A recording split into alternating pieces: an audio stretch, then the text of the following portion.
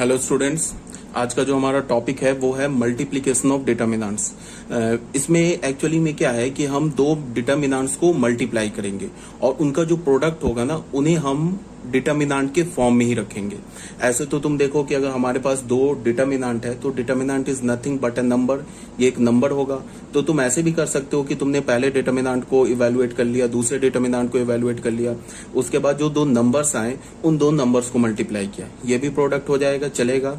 But यहाँ हम लोग क्या करेंगे कि दो डिटर्मिनेंट को मल्टीप्लाई करेंगे और उनका जो प्रोडक्ट आएगा उसको भी हम डिटर्मिनेंट के ही फॉर्म में रखेंगे। तो उसके लिए हम लोग स्टार्ट करते हैं। फर्स्ट हमारा पॉइंट क्या है, two determinants of same order can be multiplied row row, row column, column row and column column wise. इसका क्या मतलब है कि दो डिटर्मिनेंट को हम रो रो वाइज मल्टीप्लाई कर सकते हैं, रो कॉलम वाइज मल्टीप्लाई कर सकते हैं, कॉलम रो वाइज मल्टीप्लाई कर सकते हैं, कॉलम कॉलम वाइज मल्टीप्लाई कर सकते हैं। कंडीशन क्या है कि उन दोनों डिटर्मिनेंट्स का ऑर्डर सेम होना चाहिए। ठीक है, हमारे पास ये डेल्टा वन डिटर्मिनेंट है, ये डेल्टा टू डिटर्मिनेंट है। अब अगर हमने delta one into delta to किया तो ये हमने लिख लिया delta one into delta to. अब यहाँ पे मैंने क्या बोला, मल्टीप्लाइंग रो रो वाइज। अब रो वाइज मल्टीप्लाई कैसे करेंगे कि डेल्टा वन का हमने पहला रो उठाया और डेल्टा टू का हमने पहला रो उठाया और डेल्टा वन के पहले रो के क्रॉसपॉन्डिंग एलिमेंट से डेल्टा टू के पहले रो के क्रॉसपॉन्डिंग एलिमेंट्स को मल्टीप्लाई करके ऐड कर देंगे। वो हमारा delta one into delta to in determinant के प्रोडक्ट के फर्स्ट रो फर्स्ट कॉलम का एलिमेंट आ जाएगा। ठीक है, देख लो a1 x1 या x1 a1, x2 a2, x3 a3, ये डिटर्मिनेंट के फर्स्ट रो फर्स्ट कॉलम का एलिमेंट आ गया। फिर हम लोग क्या करेंगे, डेल्टा वन के रो को फिक्स रखेंगे, डेल्टा टू के सेकेंड रो को उठाएंगे, इसके क्रॉसपॉन्डिंग एलिमेंट्स को मल्टीप्लाई करके फिर हमने फर्स्ट रो का सेकेंड कॉलम बना लिया। फिर डेल्टा वन के फर्स्ट रो को फिक्स रखा, डेल्टा थ्री के डेल्टा टू के थर्ड रो के क्रॉसपॉन्डिंग एलिमेंट से मल्टीप्लाई करके delta one into delta to के फर्स्ट रो का थर्ड कॉलम बना लिया। ठीक है, फिर हमने क्या किया, अब यहाँ पे आ गए डेल्टा वन के सेकेंड रो में, तो इस डेल्टा वन के सेकेंड रो को हमने उठाए रखा, फिक्स कर दिया। अब उसके बाद क्या करेंगे, फिर डेल्टा टू के R1 से मल्टीप्लाई करेंगे, पहले रो के क्रॉसपॉन्डिंग एलिमेंट से मल्टीप्लाई करके हम लोग सेकेंड रो फर्स्ट कॉलम का एलिमेंट बना देंगे, delta one into delta to का। फिर क्या करेंगे, डेल्टा वन के सेकेंड रो को डेल्टा टू के सेकेंड रो के क्रॉसपॉन्डिंग एलिमेंट से मल्टीप्लाई करके हम लोग delta one into delta to के सेकेंड रो सेकेंड कॉलम का एलिमेंट बना देंगे।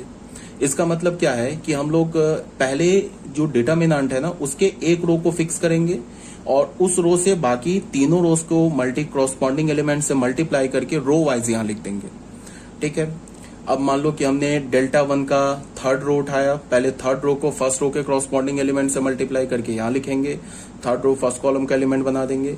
फिर थर्ड रो को सेकंड रो के क्रॉसपॉन्डिंग एलिमेंट से मल्टीप्लाई करके थर्ड रो सेकंड कॉलम का एलिमेंट बना देंगे, मीन्स रो वाइज लिख देंगे।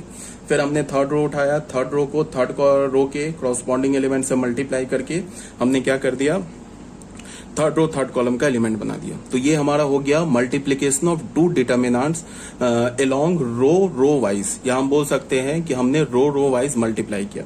अच्छा, इसके बाद ये भी पता होगा तुम लोगों को कि अगर किसी डिटर्मिनेंट का हम ट्रांसपोज लेते हैं तो डिटर्मिनेंट की वैल्यू तो चेंज होगी नहीं। तो अगर मैंने इस delta one into delta to, ये भी क्या, ये भी एक डिटर्मिनेंट है, इसका ट्रांसपोज लिया तो ट्रांसपोज लेने पे क्या होगा, इसके जो रो है ना वो कॉलम बन जाएंगे।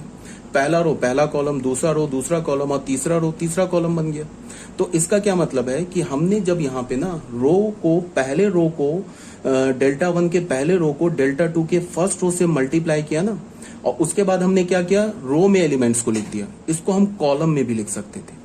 मतलब क्या है कि फर्स्ट रो को फर्स्ट रो के क्रॉसपॉन्डिंग एलिमेंट से मल्टीप्लाई करके पहले कॉलम का एलिमेंट बना दिया, फर्स्ट रो फर्स्ट कॉलम का एलिमेंट लिख दिया। फिर फर्स्ट रो को सेकंड रो के क्रॉसपॉन्डिंग एलिमेंट से मल्टीप्लाई करके हमने फर्स्ट कॉलम का दूसरा एलिमेंट बना दिया। फिर फर्स्ट रो को थर्ड रो के क्रॉसपॉन्डिंग एलिमेंट से मल्टीप्लाई करके हमने फर्स्ट कॉलम का तीसरा एलिमेंट बना दिया। फिर अब आ गए यहाँ सेकंड रो पे, सेकंड रो को फर्स्ट रो के क्रॉसपॉन्डिंग एलिमेंट से मल्टीप्लाई करके हमने सेकंड कॉलम का पहला एलिमेंट बना दिया। फिर हमने सेकंड रो को सेकंड रो के क्रॉसपॉन्डिंग एलिमेंट से मल्टीप्लाई करके सेकंड रो का दूसरा एलिमेंट बना दिया, एंड सो ऑन। इसका क्या मतलब है कि जब तुम मल्टीप्लाई करोगे ना रो वाइज, ठीक है, तो जो एलिमेंट्स मिलेंगे ना उसको तुम रो के लॉन्ग भी अरेंज कर सकते हो और तुम उसको कॉलम के लॉन्ग भी अरेंज कर सकते हो। हाँ, बट अगर एक बार तुमने रो के लॉन्ग अरेंज करना शुरू कर दिया तो फिर कॉलम के लॉन्ग अरेंज नहीं करेंगे। एक बार तुमने कॉलम के लॉन्ग अरेंज कर दिया तो फिर रो के लॉन्ग अरेंज नहीं करेंगे।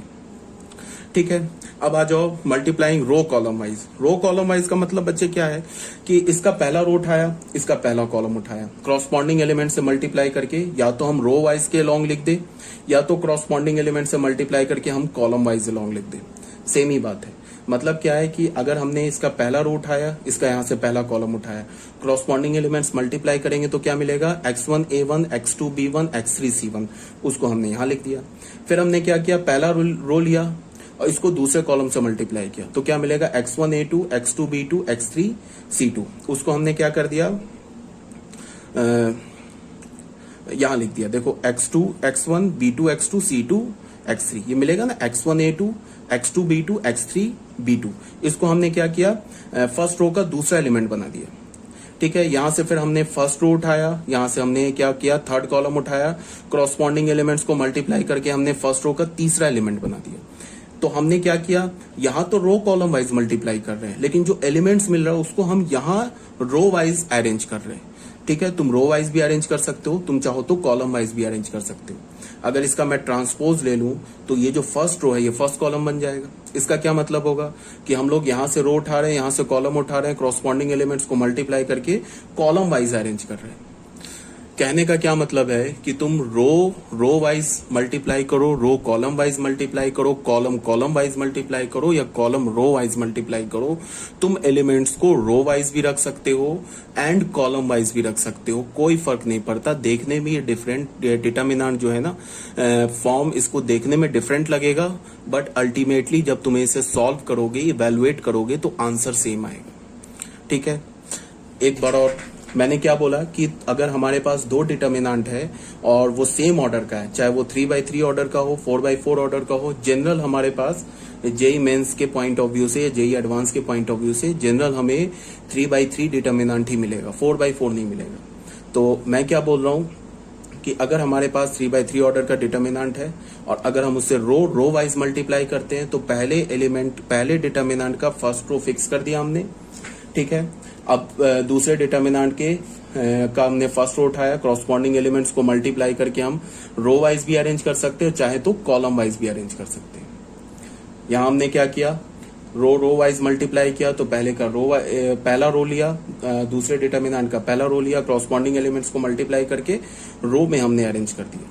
या फिर हम ऐसा भी कर सकते हैं कि रो वाइज मल्टीप्लाई करें और जो एलिमेंट्स हमें मिले उसको हम कॉलम वाइज अरेंज कर दें, कोई फर्क नहीं पड़ता, रिजल्ट सेम आएगा। ठीक है, अब आ जाओ बच्चों, जैसे यहां हमने क्या किया, कॉलम वाइज मल्टीप्लाई किया।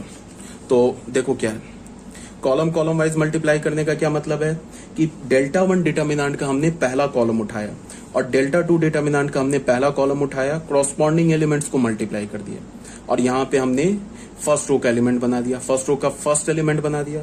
फिर डेल्टा 1 का फर्स्ट ही कॉलम को उठाए रखा, अब डेल्टा 2 के सेकंड कॉलम में आए, क्रॉसपॉन्डिंग एलिमेंट्स को मल्टीप्लाई कर दिया। उसके बाद हमने क्या किया, फर्स्ट रो का दूसरा एलिमेंट बना दिया। फिर डेल्टा 1 का हमने फर्स्ट कॉलम लिया, डेल्टा 2 का हमने थर्ड कॉलम लिया, क्रॉसपॉन्डिंग एलिमेंट्स को मल्टीप्लाई करके हमने फर्स्ट रो का थर्ड एलिमेंट बना दिया। तो अभी हम क्या कर रहे हैं, जो मल्टीप्लाई करके जो एलिमेंट्स मिल रहे हैं ना, डेल्टा 1 और डेल्टा 2 के एलिमेंट्स को मल्टीप्लाई करके जो एलिमेंट मिल रहा है उसको हम रो वाइज अरेंज कर रहे हैं। इसको तुम चाहो तो कॉलम वाइज भी अरेंज कर सकते हो, बिकॉज हमने ये रो वाइज अरेंज कर दिया। अब इसका ट्रांसपोज लोगे तो रो कॉलम में चेंज हो जाएगा, डिटर्मिनेंट का वैल्यू चेंज नहीं होगा।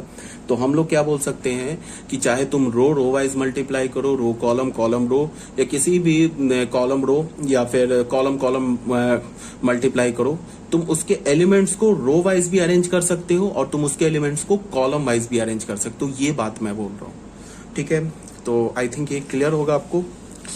यहाँ पे देखो, इसका हमने डिटर्मिनेंट ले लिया है, तो ये जो हमने रो वाइज लिखा है ये अब कॉलम में चेंज हो गया।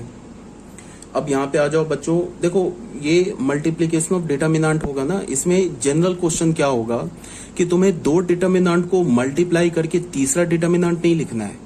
इस टाइप के क्वेश्चन नहीं आएंगे कि दो डिटर्मिनेंट गिवन होंगे और दोनों डिटर्मिनेंट को मल्टीप्लाई करके हमें क्या करना है, एक तीसरा डिटर्मिनेंट लिखना है। ऐसे क्वेश्चन नहीं आएंगे। क्वेश्चन में क्या होगा मोस्ट ऑफ द टाइम कि हमें एक डिटर्मिनेंट को दो डिफरेंट डिटर्मिनेंट में हमें क्या करना होगा, ब्रेक करना होगा।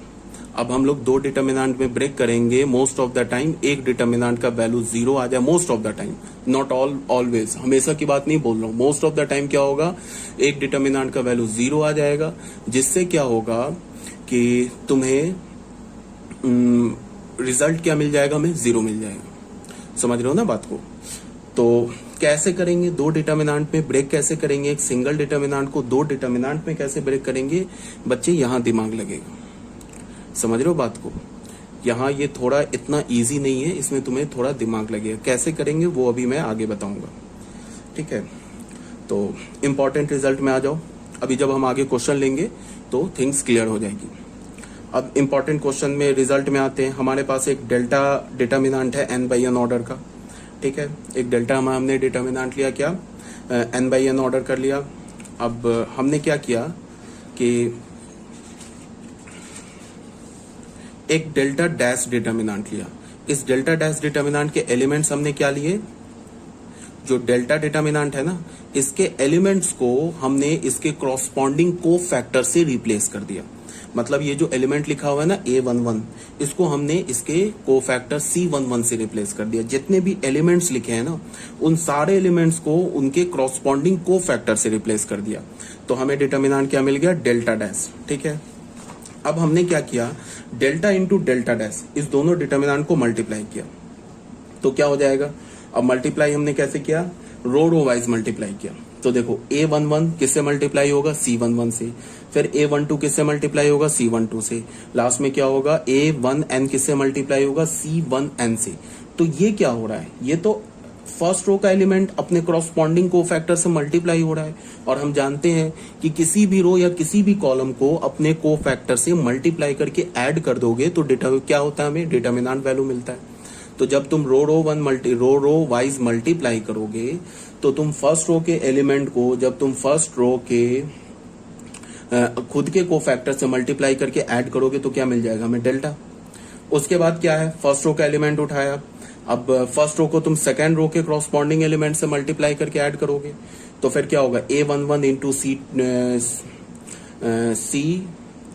A11 into C21, A12 into C22। इसका यहाँ क्या हो रहा है कि रो तो हमारा एलिमेंट तो फर्स्ट रो का है बट को फैक्टर सेकेंड रो का है। तो ये भी मैंने डिटर्मिनेंट की प्रॉपर्टी में बता रखी है कि अगर हमने रो तो फर्स्ट रो का एलिमेंट तो फर्स्ट रो का लिया बट को फैक्टर हमने किसी दूसरे रो का उठा लिया, अगर उसके क्रॉसपॉन्डिंग एलिमेंट्स को मल्टीप्लाई करके ऐड करोगे तो क्या मिलेगा, हमें जीरो। तो यहाँ जीरो आ गया, ठीक है? फिर तुम फर्स्ट रो को उठाओगे, फिर थर्ड रो के क्रॉसपॉन्डिंग एलिमेंट से मल्टीप्लाई करके ऐड करोगे तो थर्ड रो क्या है, थर्ड रो का को फैक्टर है, फिर प्रॉपर्टी से क्या हो जाएगा, जीरो। ऐसे ही करके ये जीरो जीरो आ जाएगा। फिर अब आ जाओ सेकेंड रो पे, सेकेंड रो को फर्स्ट रो के क्रॉसपॉन्डिंग एलिमेंट से मल्टीप्लाई करके ऐड करोगे तो ये एलिमेंट तो सेकेंड रो का है बट को फैक्टर तो ये फर्स्ट रो का है, तो फिर आंसर क्या आ जाएगा, जीरो। तो यहाँ जीरो आ गया।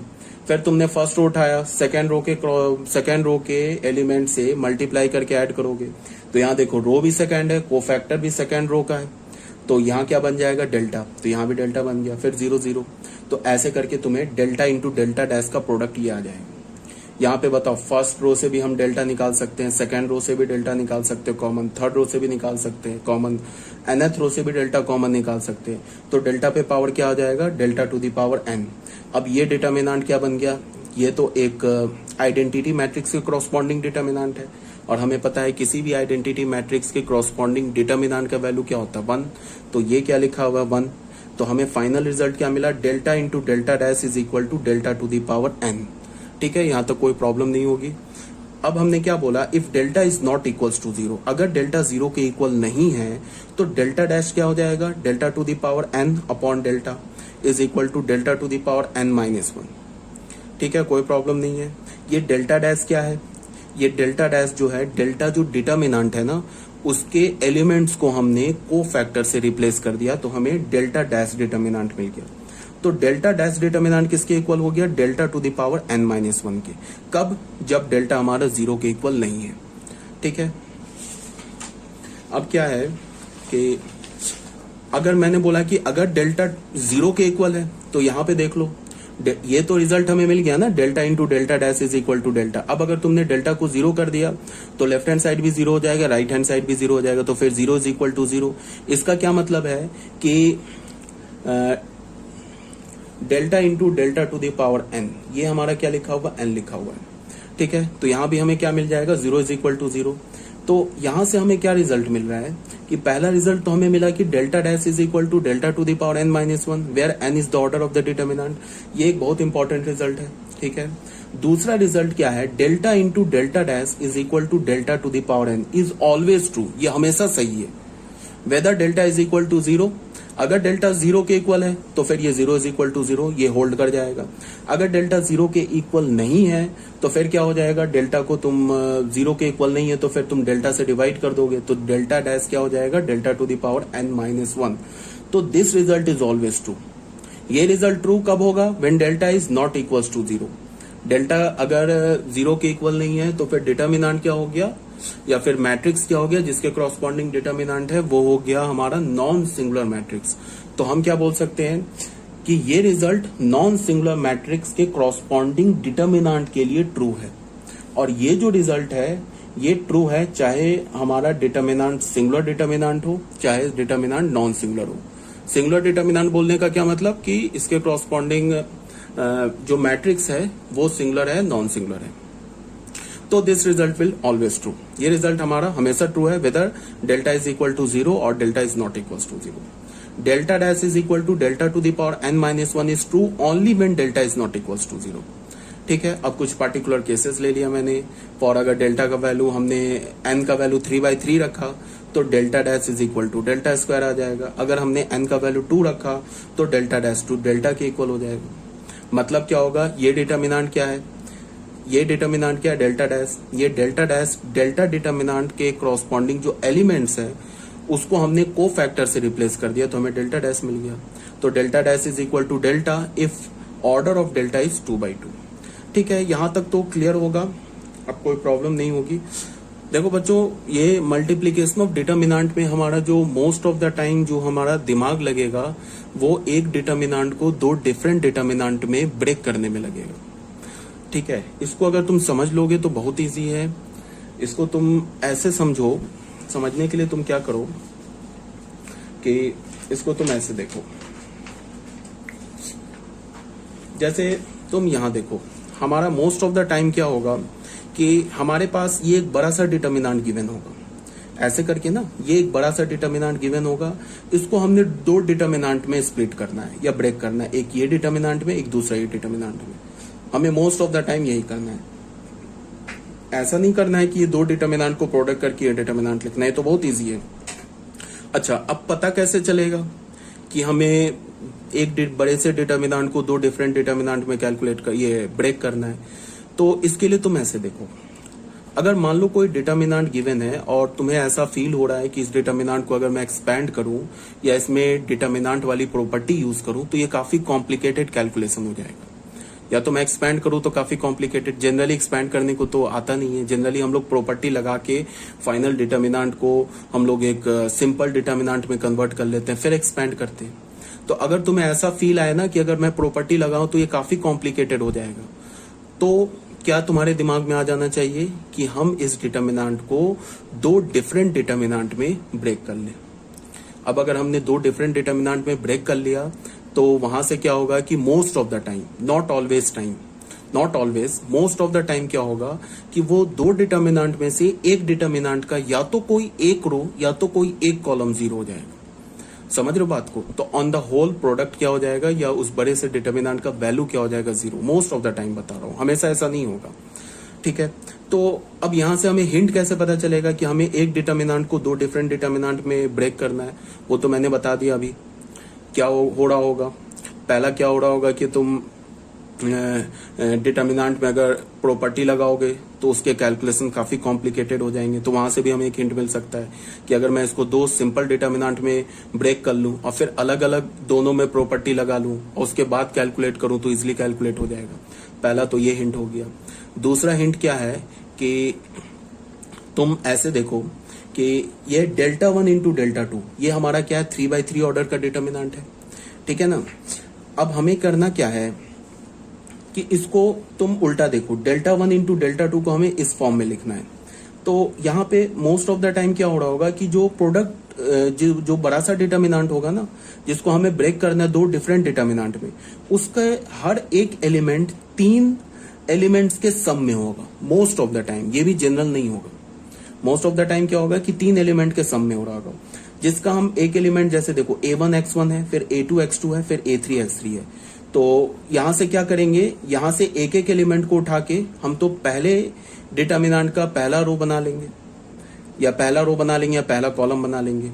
यहां से एक एक एलिमेंट को उठा के हम क्या करेंगे, दूसरे डिटर्मिनेंट या पहले डिटर्मिनेंट का पहला रो कॉलम बना लेंगे।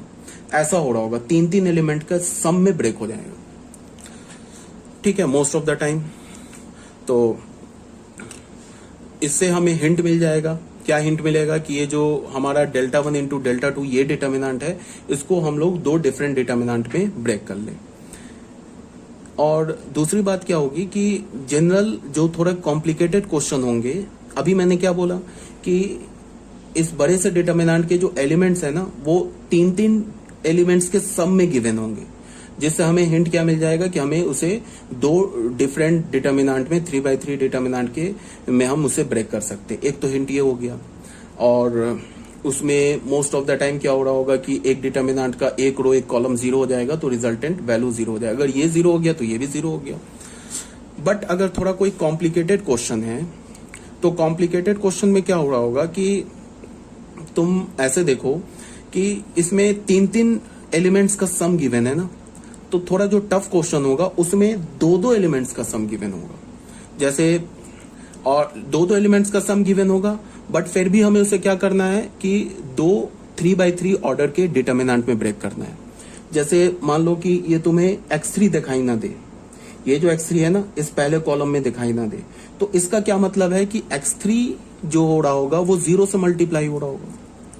ठीक है, पहले रो में तुम्हें क्या दिखे, x1 x2 दिखे, दूसरे रो में तुम्हें क्या दिखे, x1 x3 दिखे, तीसरे रो में क्या दिखे तुम्हें, x2 x3 दिखे। तो हमें क्या दिख रहा है, x1 x2 x3, बट हर एक रो के हर एक एलिमेंट में हमें x1 x2 x3 नहीं दिख रहा है।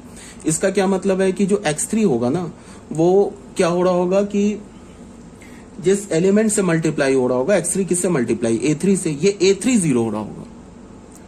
तो जो थोड़ा टफ क्वेश्चन होगा ना, उसमें क्या होगा जनरल कि जो डिटर्मिनेंट को हम ब्रेक करेंगे ना 2 स्मॉल डिटर्मिनेंट में, वो डिटर्मिनेंट के जो एलिमेंट्स होंगे ना, वो 2 एलिमेंट्स के सम में होंगे, like alpha plus beta type होगा। ठीक है, तो हम ब्रेक कैसे करेंगे उसको अभी मैं क्वेश्चन के थ्रू समझाता हूं। तो देख लो एक बार। जैसे इस क्वेश्चन को बच्चे देखो, ये क्वेश्चन नंबर 1 है। अगर मैं इस क्वेश्चन को बोलूं कि प्रूव करो, इस क्वेश्चन को प्रूव करो, तो एक तो क्या होगा कि ये क्वेश्चन जो है हमारा फैक्टर थ्योरम से भी प्रूफ हो जाएगा।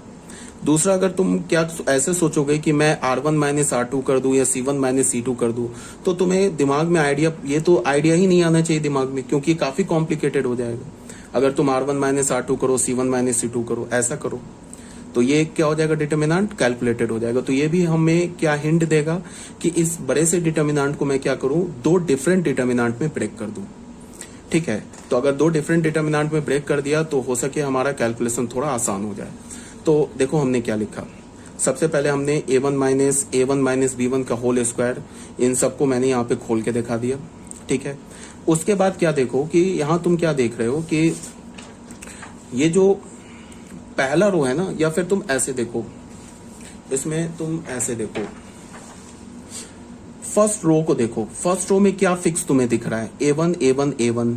सेकेंड रो में तुम्हें क्या दिख रहा है, B1 B2, ये A2 A2 A2। Third row में तुम्हें क्या दिख रहा है, A3 A3 A3, कॉमन दिख रहा है।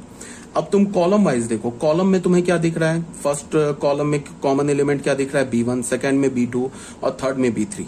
तो ये भी एक सबसे बड़ा हिंट है कि इसका क्या हिंट है कि तुम इसको 2 डिफरेंट डिटर्मिनेंट में या 2 स्मॉल डिटर्मिनेंट में ब्रेक कर सकते हो।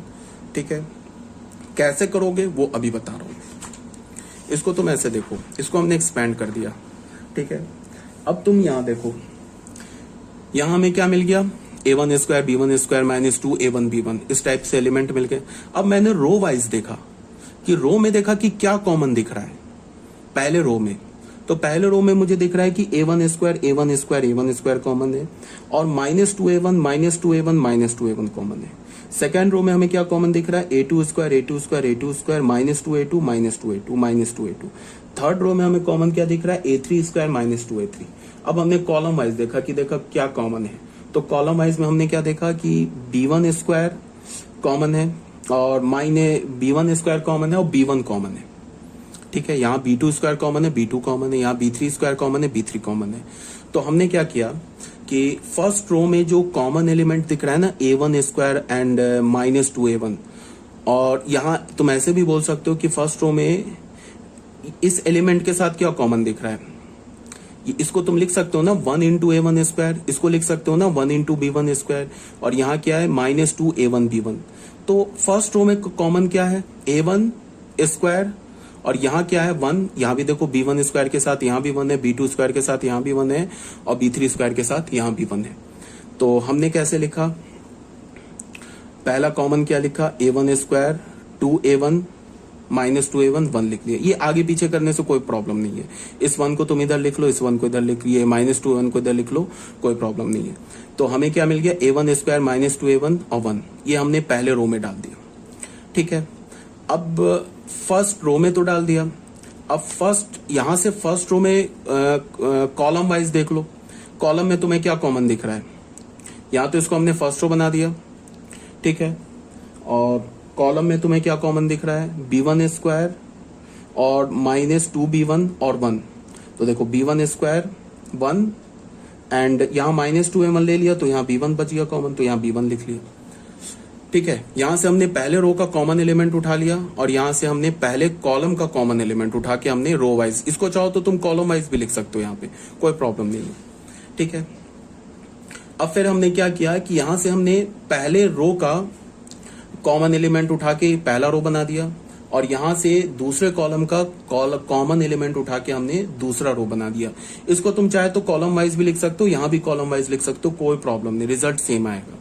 फिर हमने क्या किया, थर्ड रो का कॉमन एलिमेंट उठा के यहाँ पे देखो, इस थर्ड रो में क्या है, इस एलिमेंट के साथ देखो क्या है a3, और ये लिख सकते हो ना 1 इंटू a3।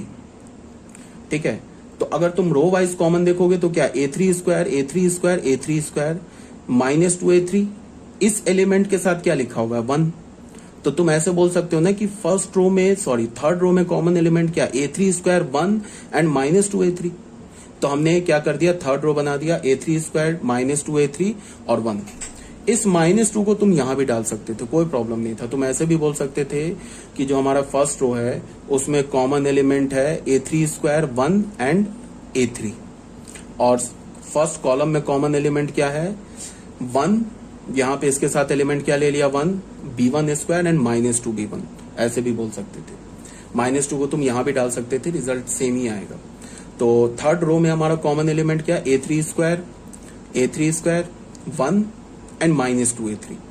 ठीक है, तो उसको हमने थर्ड रो बना दिया। फिर यहाँ हमने देखा थर्ड कॉलम में कॉमन एलिमेंट क्या है, थर्ड कॉलम में कॉमन एलिमेंट देखो a1 स्क्वायर a1, पहला एलिमेंट देखो प्लस के साथ जो है, ये क्या हमारा, इसके साथ कॉमन एलिमेंट क्या 1 1 1, तो उसको 1 1 1 यहाँ लिख दिया। ठीक है, 1 1 यहाँ लिख दो, कोई प्रॉब्लम नहीं है। ठीक है, तो यहाँ देखो, यहाँ हमने 1 1 लिख दिया। उसके बाद देखा b3 स्क्वायर के साथ कॉमन एलिमेंट क्या है, तो b3 स्क्वायर के साथ b3 स्क्वायर, तो इसके साथ तो कॉमन एलिमेंट कुछ भी नहीं है, तो ये हमने b1 स्क्वायर, यहाँ देखो 1 लिखा। उसके बाद क्या लिखा b3, यहाँ से हमने ले लिया b3 और यहाँ से हमने ले लिया b3 स्क्वायर। ठीक है, तो उसके बाद इस दोनों को इवैल्यूएट करके आंसर निकाल लिया। मतलब देखो, तुम ऐसे देखो, यहाँ पे अगर कंफ्यूज हो गए ना तो तुम इसको ऐसे देखो,